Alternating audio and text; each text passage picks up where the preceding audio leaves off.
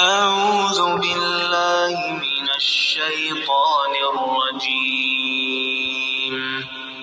بسم الله الرحمن الرحيم۔ اس ویڈیو کے اندر میں شیعہ سے 3 سوال کرنے لگا ہوں کہ ان سوالات کے جواب اگر آپ کے پاس ہیں تو وہ ہمیں دیجیے۔ اللہ تبارک و تعالیٰ قرآن مجید کے اندر فرماتا ہے یا ایھا الذین آمنوا باللہ ورسولہ والکتاب الذی نزل علی رسولہ والکتاب الذی انزل من قبل۔ ان باتوں کا اللہ تعالیٰ نے ذکر کیا اور اس سے آگے فرمایا وَمَن یکفر بِاللَّهِ وَمَلَائِکَاتِهِ وَکُتُبِهِ وَرُسُلِهِ وَالْیَوْمِ الْآخِرِ۔ ان چیزوں کا اللہ تبارک و تعالیٰ نے قرآن مجید کے اندر ذکر کر دیا ہے کہ یہ لازمی ہے۔ سورہ نساء آیت نمبر 136 کے اندر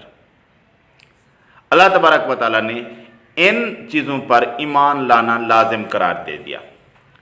اور اگر آپ کے نزدیک امامت بھی اسی طرح ہے جس طرح یہ چیزیں ہیں، جس طرح یہ عقائد ہے، جس طرح یہ مسائل ہیں، آپ کے نزدیک اگر امامت اسی طرح کا عقیدہ ہے تو پھر سوال اٹھتا ہے کہ اللہ تبارک و تعالیٰ نے ان چیزوں کو اہمیت دی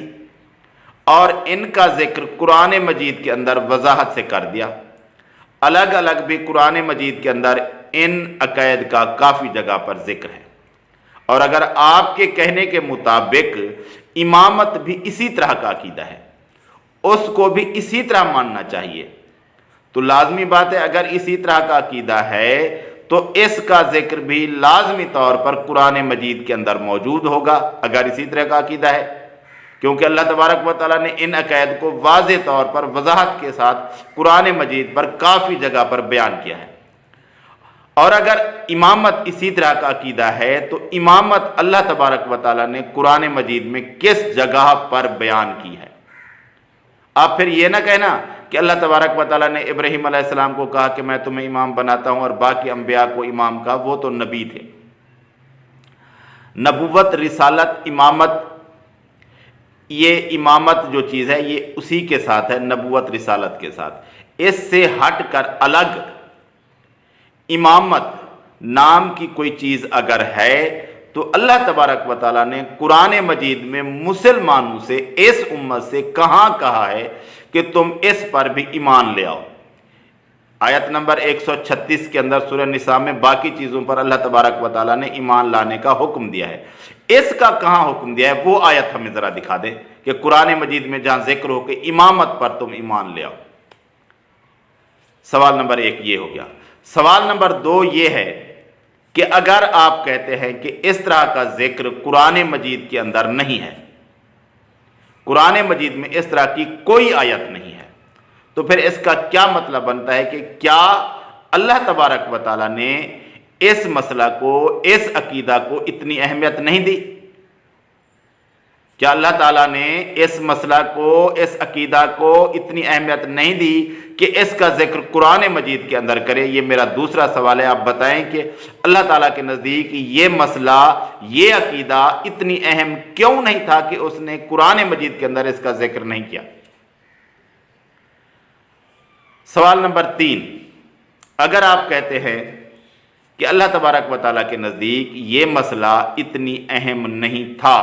کہ اللہ تبارک و تعالیٰ اس کا ذکر قرآن مجید کے اندر کرتا، تو پھر سوال یہ بنتا ہے، سوال نمبر 4، کہ اگر اللہ تبارک و تعالیٰ کے نزدیک یہ مسئلہ اتنی اہم نہیں تھا کہ وہ اس کا ذکر قرآن مجید کے اندر کرے، اگر آپ یہ مان لیتے ہیں،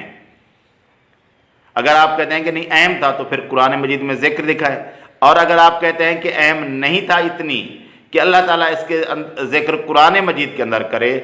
تو یہ اتنی اہم نہیں تھا، تو پھر آپ اپنی اتھارٹی بتائیں، اپنی ویلیو بتائیں کہ آپ ہوتے کون ہیں کہ اس مسئلہ کو، مسئلہ امامت کو، عقیدہ امامت کو ایمان کا عقیدہ بتائیں، ایمان بتائیں، لوگوں پر لازم کریں کہ وہ اس چیز پر ایمان لے آئیں، جب اللہ تبارک و تعالیٰ نے اس کو قرآن مجید کے اندر ذکر نہیں کیا۔ اس کو اہمیت بھی نہیں دی اتنی کہ قرآن مجید کے اندر ذکر کرے، پھر آپ ہوتے کون ہیں کہ اس مسئلے کو ایمان کا مسئلہ بتائیں، عقائد کا مسئلہ بتائیں، لوگوں پر لازم کریں کہ وہ اس پر ایمان لے آئیں؟ جب اللہ تعالیٰ نے اس کو اہم نہیں سمجھا تو آپ کی اتھارٹی کیا ہے، آپ کی ویلیو کیا ہے؟ آپ اپنی ویلیو بتائیں، اتھارٹی بتائیں، پاور بتائیں، صلاحیت بتائیں،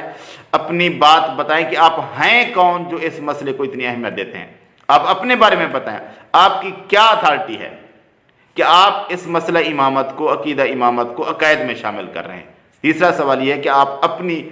اتھارٹی بتائیں کہ آپ کے پاس کیا اتھارٹی ہے کہ آپ اس مسئلہ کو ہمارے عقائد میں شامل کرنا چاہتے ہیں۔ یہ 3 سوال ہیں،